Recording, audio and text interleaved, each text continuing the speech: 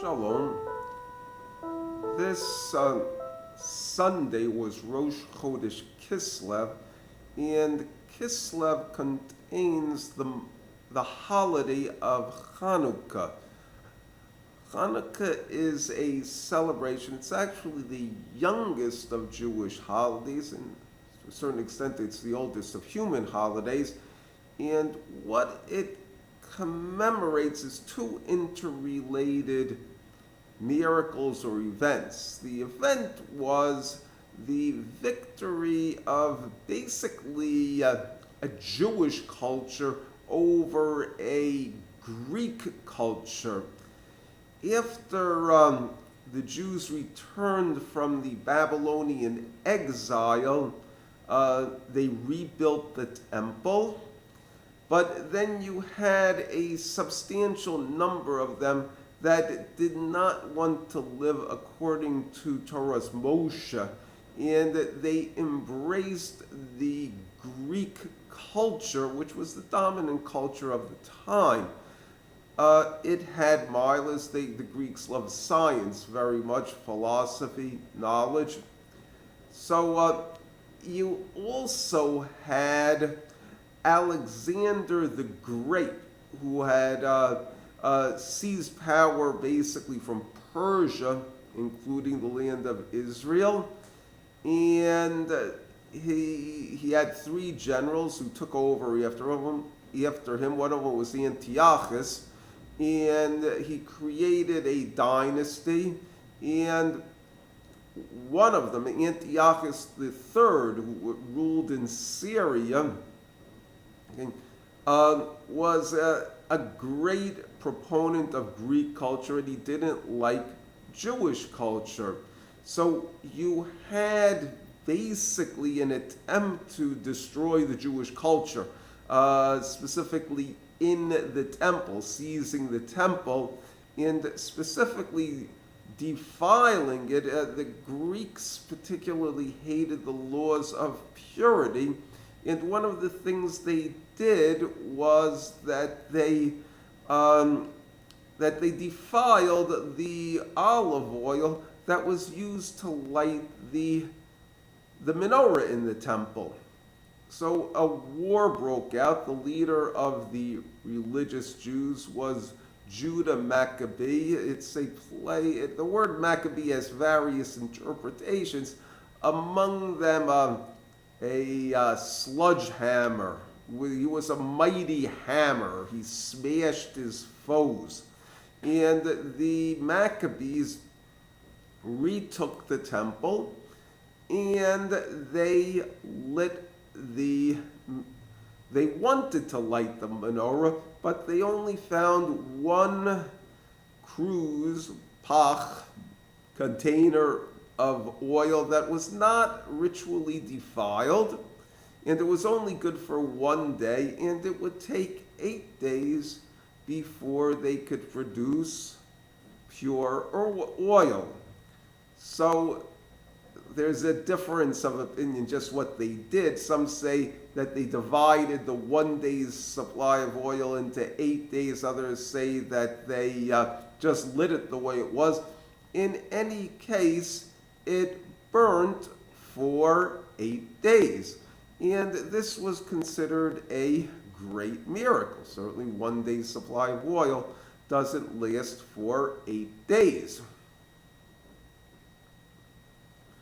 And now, when you look at the conflict between what they call Chachma Yavanit, Greek wisdom, and Jewish wisdom, you have a difference of opinion that comes to a clash over something called cosmology, where you're trying to look and see the origin of the world. And you have this in many of the sciences, where they're trying to find out what is the origin. And what the sciences will do is they will use scientific models, and they will look purely at the mechanics of science, and they basically reject the idea of creation ex nihilo, or they say it happened billions and billions of years ago. In the case of Jewish knowledge, where they say Reishis Chachma Yiras Hashem, the head or the highest, the chief of knowledge is fear of God or seeing God. In other words, you're supposed to see the hand of God in the creation of the world. And this was the basic conflict, and it came at a time when the world was changing, because what happened with Alexander the Great is he basically came to Israel the year Ezra the Sofer died. Ezra was the last of the prophets, and he brought the Jews back to Judea. And there were other prophets then, and it was part of an era of open miracles, where you had the parting of the Red Sea, the parting of the Jordan. You also had a memory somewhat of Adam, the first man, who never had a mother or father, so he knew that the world was created by God. You had Eliyahu Hanavi, who davened on Mount Carmel, and God brought down fire to accept the sacrifice in the presence of all the Bnei Yisrael. And with Hanukkah, it's the last of the miracles that's generally witnessed by the whole world. You'll have miracles after that, where you had the Baal Shem Tov, the Baba Sali. People will tell you that they have experienced miracles themselves, or that they have heard the voice of God speak to them. But it's not like we have prophets and miracles as part of our culture. What Hanukkah is it's talking about people who are pretty much like ourselves in that sort of mentality. By the time Hanukkah came, it was like 175 years after Ezra had passed away. And the memory of miracles was fading.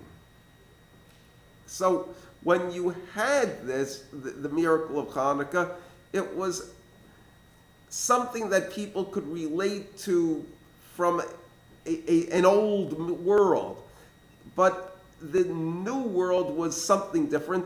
And what it means is that we can relate to the miracle of Hanukkah because the people who experienced it were not that different from ourselves. When you're talking about the miracles in Egypt, you're talking about an era that really is different. So the tendency is for that to become like a legend that we have some belief in, but it's not as clear. In the case of Hanukkah, it is clear. You're dealing with the era of the Greeks, or a little bit after, a little bit before Rome, starting to become Rome. So through Hanukkah, we get a stronger grip on the miracles in ancient times that would be much weaker if it wasn't for Hanukkah. There's also another aspect of Hanukkah in that it occurs at the time of the winter solstice. Now, the winter solstice is basically the first of Tevet, which occurs in the middle of Hanukkah. And there is a story in the Gemara about Adam, the first man, that he noticed that the days were getting shorter. Now, Adam was created in the fall, during the fall equinox, day of equal day and equal night. And he saw that the nights were getting longer, and he thought it was because he had sinned, and that the world was going to revert to chaos and a desolation. So he underwent a fast and he davened for 8 days. And it happened on the 8th day was the winter solstice. And after that, he saw that the days were getting longer. Then he recognized this is just the way of the world. So he declared a feast of 8 days. And he also proclaimed that there should be a general holiday of 8 days before the first day of winter and 8 days after the first day of winter, and that these should be days of joy. So the idea of light. And what it means is that also, not only do we see the miracles of Eliyahu, Navi, Elijah, the prophet, through Hanukkah, but we also get a little glimpse of Adam, the first man. Thank you.